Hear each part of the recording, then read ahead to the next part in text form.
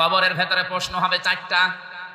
আমরা অনেকেই এতদিন শুনেছি 3টা প্রশ্ন হবে, না, প্রশ্ন আপনাকে 4টা করা হবে। মার রব্বুকা ওয়া মা দীনুকা ওয়া মান নাবিয়্যুকা, এই 3টা যদি সঠিক জবাব আপনি দিতে পারেন, সঙ্গে সঙ্গে ফেরেশতা আপনাকে 4 নম্বরে বলবে এটা পেয়েছেন কোথায়।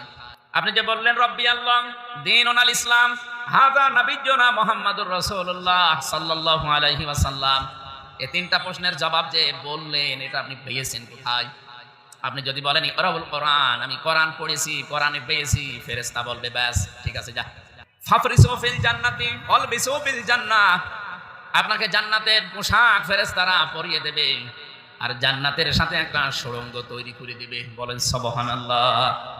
বলেন তো 4 নাম্বার প্রশ্নটা করার পরে যদি আপনি বলেন যে আমি আন্দাজে বলছি, ফেরেশতারা মানবে? এই কথা বলা লাগবে।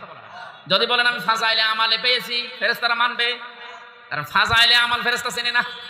আমি হাসির খোরাকি দেয়নি বাস্তব, এটা আমি ছোট করছি না, কিতাবটা অনেক দামি কিতাব, কিন্তু আপনাকে বলা লাগবে আমি কোরআনে পেয়েছি। এমনকি যদি কেউ বলে আমি বুখারী শরীফে পেয়েছি, না, ফেরেশতা বুখারী চেনে না, মুসলিম চেনে না, তিরমিজি চেনে না। এমনকি কেউ যদি বলে আমি বঙ্গবন্ধুর আত্মজীবনীতে পেয়েছি, দাঁত মুখ খুলে ফেলবে।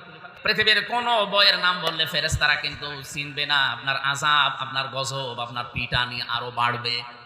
আপনি যদি বাঁচতে চান 4 নাম্বার জবাব আপনাকে দেওয়া লাগবে আমি কোরআনে পেয়েছি।